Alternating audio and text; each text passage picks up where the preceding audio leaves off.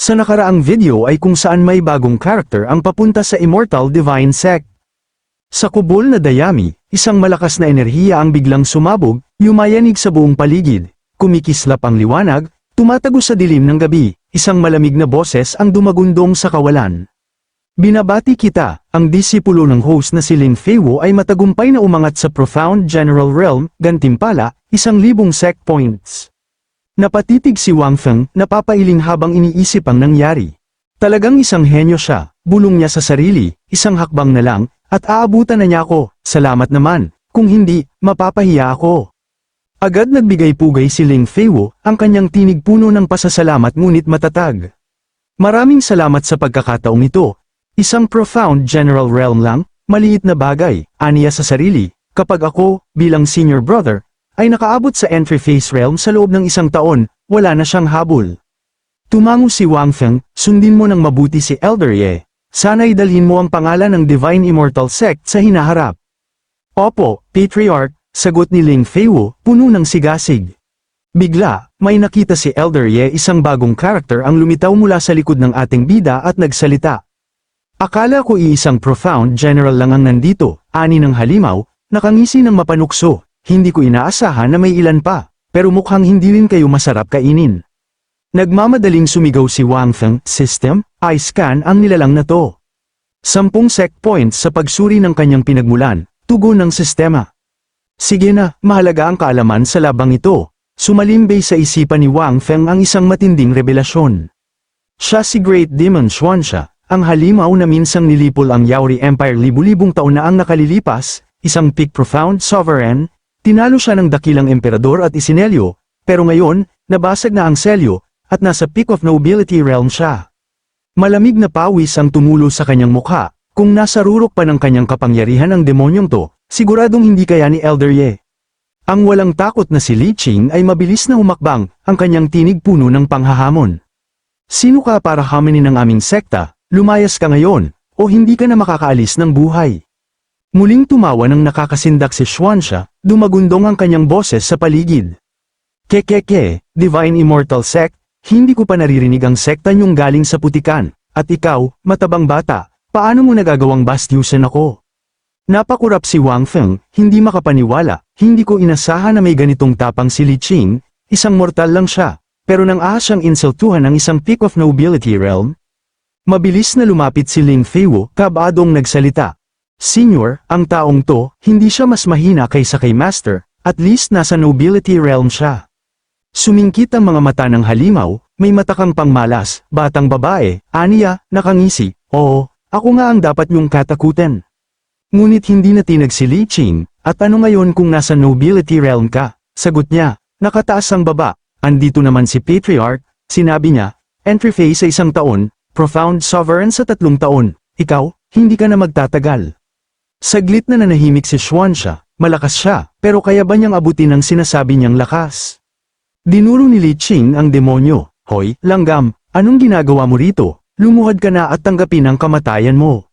Dumilim ang paligid, ang presensya ni Xuanxia ay lalong naging mas nakakatakot. Tigilan mo ang kakasalita, tabachoy, sigaw ng halimaw, wala bang nakapagdisiplina sa tabachoy na to? Ayokong madumihan ang mga kamay ko sa pagpatay sa'yo, halika. Makipaglaban ka na lang sa akin. Humakbang si Wang Feng, seryosong bamaling kay Elder Ye. Hawakan mo siya saglit, sisiguraduhin kung hindi na siya babalik. Pagkatapos, mabilis niyang tinawag ang system, gamitin ang summon. Samantala, umangat ang kilay ni Xuanxia sabay tawa. Ikaw ba ang Elder Ye ng sekta niyong basura? Bulalas niya. Iniipon ang kanyang kapangyarihan. Gusto kong makita kung paano mo ako papatayin, at agad itong nanglunsad ng pag-atake. Kalma lang si Ye Guchen, dahan-dahan niyang hinugot ang kanyang espada, ang talam nito kumikislap sa liwanag ng buwan. Ang espada ni Ye Guchen ay parang kumikinang na bituin, hinahati ang kadiliman, ang demonic aura ni Xuanxia ay hamarang, ngunit hindi sapat, ang banal na talam ay tumarak, pinunit ang anino at tumama sa kamay ni Xuanxia. Boom, tumilapon siya, nanlaki ang kanyang mga mata, kasabay ng pagsabog ng dugo sa ere, napatigil siya. Nanginginig ang kanyang mga kamay habang pilit tinatakpan ng sugat, sa itaas ng himpapawid, lumapag si Ye Guchen, ang kanyang sibat ay kumikinang sa banal na liwanag, muling dumilim ang mukha ni Demon Xuanxia, may isang nobility realm powerhouse pala sa sekta na ito, at ang kanyang espada, umabot na sa perpektong antas. Nag-aapoy sa enerhiya si Demon Xuanxua at sumiklab sa galit laban kay Elder Ye. Pulang apoy ang bumalot sa kanya, ang kanyang malahalimaw na anyo'y nangingibabaw. Kapag nabali ko na ang selyo, ikaw ang una kong kakainin, sigaw niya, umalingaw ang kanyang tinig sa buong kalangitan. Sa harap niya, hindi natinag si Elder Ye, tangan ang kanyang makinang na espada. Sa di kalayuan, itinutok ni Li Qing ang kanyang daliri kay Xuanxua, isang ngiting ng asar sa kanyang labi. Aya, tumatakas ka ba kasi hindi mo siya kayang labanan? Hindi pwede yan, sigaw niya. Nanlilisik ang mga mata ni Xuanxua sa galit, lintik kang matabang to. Kung hindi ka titigil sa kadaldalan mo, ipapakita ko sa iyo ang totoong bangis ko. Bigla, isang malakas na suntok ang damapos sa mukha ni Li Qing, napaatras siya, hawak-hawak ang kanyang pisngi. Sect leader, bakit mo ako sinuntok? Reklamo niya. Walang imik na tumingin si Wang Feng, may lamok sa mukha mo. Habang pinupunasan ng ilong, napaisip si Wang Feng, napakasuntukin itong tabaing to, muntik ko nang makalimutang kakampi pala natin siya. Sumabog sa galit si Xuanxua, pinaliligiran ng nag-aalab na pulang enerhiya, wawasakin kita. Sa loob ng isang kubo, nanginginig si Ling Feiwo, halos hindi makahinga sa kaba. Master. Mabilis na naghanda at sumugod si Elder Ye, ang kanyang espada'y kumikislap sa banal na enerhiya. Sa isang iglap, narating niya ang kalaban, ang kanyang paggalaw ay tila hangin, mabilis, matalim, at hindi mahulaan. Boom, nabiyak ang lupa sa tindi ng banggaan ng kanilang kapangyarihan. Sumugod si Xuanxua gamit ang kanyang matatalas na kuko, puno ng itim na enerhiya, ngunit iwas si Elder Ye, gumanti ng matalim na hiwa ng kanyang espada, nagsalubong ang gintong liwanag at kadiliman, isang sagupaan na yumanig sa buong mundo. Sa malayo, hindi makagalaw sa takot ang mga disipulo ng Divine Immortal Sect, ang kanilang sekta ay nanginginig sa puwersang kanilang nasaksihan. Napatigil si Xuanxua, ang kanyang katawan ay nagkaroon ng mga biyak, ang kanyang enerhiyang demonyo'y unti-unting naglaho, hindi ito maaari. Habang bumababa ang alikabok, lumantad ang tunay na epekto ng laban, ang dating mayabong na lupain ay naging isang sirang kapatagan, ang enerhiya ni Elder Ye ay nanatiling nakalutang sa hangin.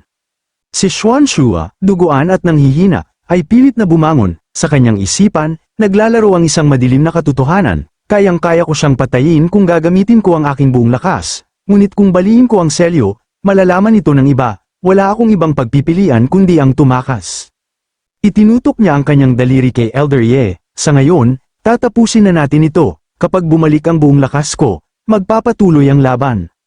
Tinitigan siya ni Elder Ye ng malamig, hindi ka makakaalis ngayon. Nangising mapait si Xuanxua, ikaw nga ang pinakamalakas na mandirigmang nakaharap ko, pero kahit ganun, hindi mo ako kaya pigilan. Ngumiti si Elder Ye, hindi ako ang pipigil sa'yo, ako lang ang nagsasayang ng oras. Mula sa likod niya, lumapit si Wang Feng, sumisinghot ng hangin, mukhang dumating na siya. Napakunot ang noo ni Xuanxua. Sino? Isang malamig na simoy ng hangin ang bamalat sa paligid, puting nyebe ang dahan-daang bumagsak mula sa langit.